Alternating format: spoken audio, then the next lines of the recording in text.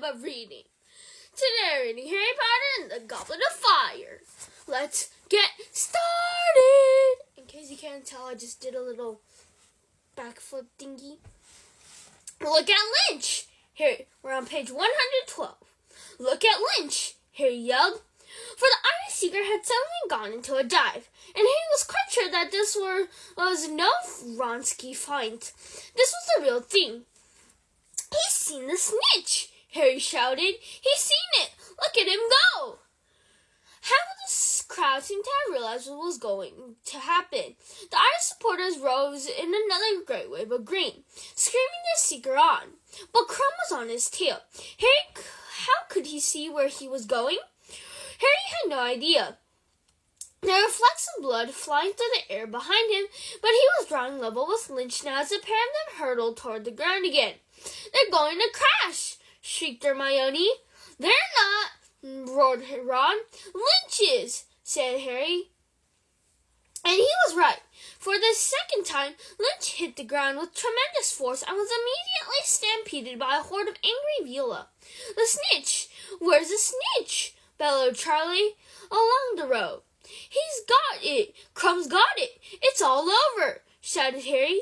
Crumb, his red robes shining with blood from his nose, was rising gently into the air, his fists held high, a glint of gold in his hand. The scoreboard was flashing. Bulgaria, 160. Ireland, 170. Across the crowd, who didn't seem to have realized what had happened, then slowly, as though great jumbo were revving up, the rumbling from the Ireland supporters grew louder and louder and erupted into screams of delight. Ireland wins! Bagman shouted, who, like the Irish, seemed to be taken aback by the sudden end of the match. Crumb gets the snitch, but Ireland wins! Good Lord, I don't think any of us were expecting that.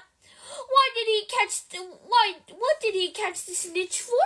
Ron bellowed, even as he jumped up and down, applauding with his hands over his head. He ended it when Ireland were 160 points ahead. That idiot!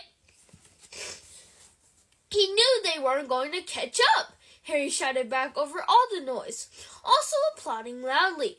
The Irish chasers were too good. He wanted to end it on his terms, that's all. He was very brave, wasn't he? Hermione said, leaning forward to watch Crumb land as a swarm of many wizards blasted up past through the battling leprechauns and Viola to get to him. He looks like a terrible mess. Harry put his omnioculars to his eyes again. It was hard to see what was happening below because leprechauns were zooming delightedly all over the field. But he could just make out Crumb, surrounded by many wizards. He looked surlier than ever and refused to let them mop him up. His team members were around him, shaking their heads and looking dejected. A short way away, the Irish players were dancing gleefully in a shower of gold descending from their mascots. Flags were waving all over the stadium. The Irish national anthem blared from all sides, and the Viola was shrinking back into their usual beautiful selves now, though looking dispirited and forlorn. Well, we fought bravely, said a gloomy voice from behind Harry. He looked around. It was the Bulgarian Minister of Magic. You can speak English, said Fudge, sounding outraged, and you've been letting me mime everything all day. Well, it was very funny, said the Bulgarian Minister, shrugging. And as the Irish team performs a lap of honor, flying by their mascots, the Quidditch World Cup itself is brought into the top box, roared Bagman. Harry's eyes were suddenly dazzled by a blinding white light as the top box was magically illuminated so that everyone in the stands could see inside. Squinting toward the entrance, he saw two panting wizards carrying a vast golden cup into the box, which they then handed to Cornelius Fudge, who was still looking very disgruntled that he had been using sign language all day for nothing. Let's have a really loud hand for the gallant losers. Bulgaria! Bagman shouted, and up the stairs into the box came the 7 defeated Bulgarian players. The crowd below was applauding appreciatively. Harry could see thousands and thousands of omniocular lenses flashing and winking in their direction. One by one, the Bulgarians filed between the rows of seats in the box, and Bagman called out the names of each as they shook hands with their own minister and then with Fudge. Crumb, who was last in line, looked a real mess. 2 black eyes were blooming spectacularly on his bloody face. He was still holding the snitch. Harry was slightly duck-footed and distinctly round-shouldered. But when Crumb's name was announced, the whole stadium gave him a resounding, ear-splitting roar. And then came the Irish team. Aidan Lynch was being supported by Moran and Connolly. The second crowd seemed to have dazed him, and his eyes looked strangely unfocused, but he grinned happily as Troy and Quigley lifted the cup into the air, and the crowd below thundered its approval. Harry's hands were numb with clapping. At last, when the last Irish team had left the box to perform another lap of honor on their brooms, Aidan Lynch on the back of Connolly's, clutching hard around his waist and grinning in a bemused sort of way. Bagman pointed his one at his throat and muttered, "Quietus. They'll be talking about this one for years," he said hoarsely. A really unexpected twist, that. Shipman couldn't have lasted longer. Yes, I owe you. How much?" For Fred and George had just scrambled over the backs of their seats and were standing in front of Luda Bagman with broad grins on their face, their hands outstretched. Chapter 9. The Dark Mark. "Don't tell your mother you've been gambling," Mr. Weasley implored Fred and George as they all made their way slowly down the purple carpeted stairs.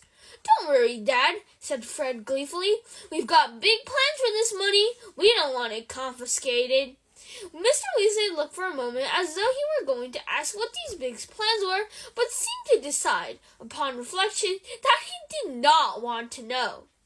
They were soon caught up by the crowd now flooding out of the stadium and back to their campsites. Raucous singing was borne toward them on the night air as they retraced their steps along the lantern-lit path, and leprechauns kept shooting over their head, cackling and waving their lanterns.